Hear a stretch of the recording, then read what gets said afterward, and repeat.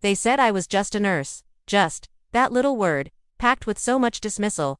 It followed me down the hallways, in the condescending tones of some doctors, the impatient sighs of families, and sometimes, even in the well-meaning but misguided comments from friends. Oh, you're a nurse. That's nice. Nice. Like a hobby. Like it wasn't a career forged in science, critical thinking, and a whole lot of heart. I remember one night, it was particularly brutal. Code after code, families breaking down, and a senior doctor, stressed out of his mind, barking orders. At one point, he turned to me and said, "Just get the labs, nurse. Let the real thinking to us." I felt my face flush. All my training, all my intuition, all the little details I'd noticed about the patient that he'd missed while staring at a chart. All of it, dismissed with that one word. Just. That night, I went home and almost didn't come back. I sat in my car, uniform still on, smelling of antiseptic and exhaustion, and I just cried. I thought about all the moments that made me want to be a nurse in the first place. Holding the hand of a dying patient so they wouldn't be alone. The look of pure relief on a new mother's face. The quiet thank you from a patient who finally felt heard. These were the moments that mattered, the moments that fueled me.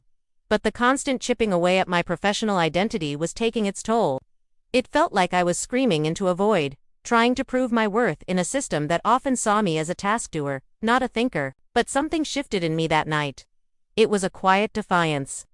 I decided I wouldn't let their definition of me become my reality. I started diving deeper. I spent my off days buried in research papers. I joined professional development courses, not because I had to, but because I wanted to. I wanted to be so good, so knowledgeable, that my expertise would be undeniable. I started a small project on my unit, focused on improving communication during patient handoffs.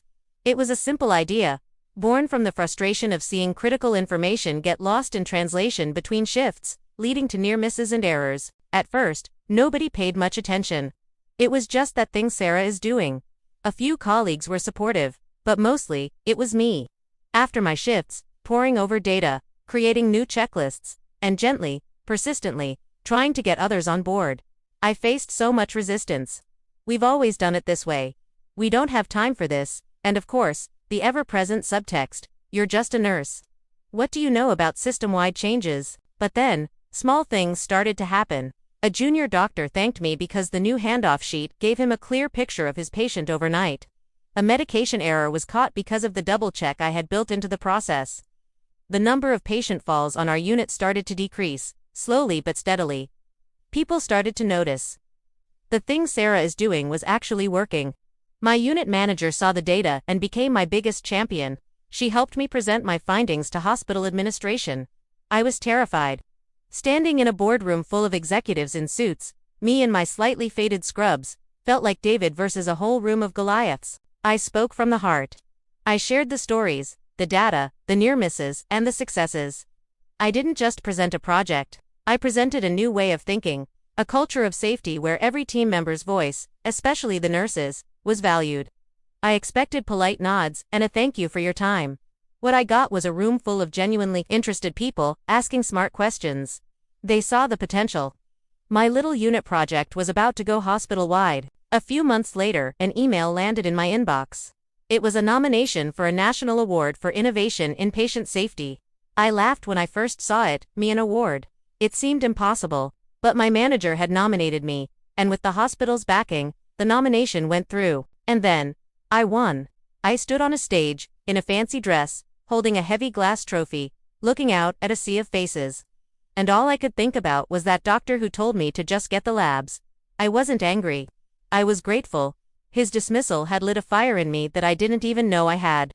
In my speech, I talked about the power of the word just and how we, as nurses, are so much more. We are scientists, advocates, educators, and the last line of defense for our patients. But here's the part that really shocked them. The part that happened next. Winning wasn't the end of the story. It was the beginning. When I came back to the hospital, trophy in hand, something had fundamentally changed. The award wasn't just a piece of glass, it was a symbol. It was leverage.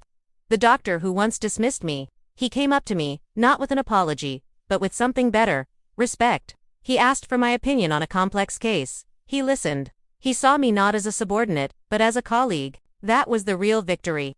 The award opened doors I never knew existed. I was asked to lead a new department of nursing innovation and quality improvement. I suddenly had a budget, a team, and the authority to implement changes that I had only dreamed of before. The executives who once saw me as just a nurse now saw me as an asset, an expert in a field they knew little about, the front line of patient care. The most incredible part: it wasn't just about me anymore. Other nurses saw what happened. They saw that one of their own had broken through the ceiling. They started coming to me with their own ideas. A pediatric nurse had an idea for reducing anxiety in children during 4 insertions. An ICU nurse had a protocol for preventing delirium. My new role became about empowering them, giving them the tools and the platform to turn their just an idea into a reality. We started a hospital-wide innovation incubator, led by nurses, for nurses. We transformed the culture from the ground up. The phrase "just a nurse" started to disappear from our lexicon, replaced by "ask the nurse, what does the nurse think?" We became a collaborative force. Patient outcomes improved dramatically. Staff satisfaction went through the roof. We became a model for other hospitals. So, what happened next? A whole army of empowered, innovative, and respected nurses. And it all started with one person, one moment of frustration, and one decision to be more than just. To anyone out there feeling small, feeling dismissed, whether you're a nurse, a teacher, a stay-at-home parent, or anyone in a role that society sometimes undervalues, don't let their just define you. Let it fuel you. Your perspective is unique, your experience is valuable, and your voice matters. Use it.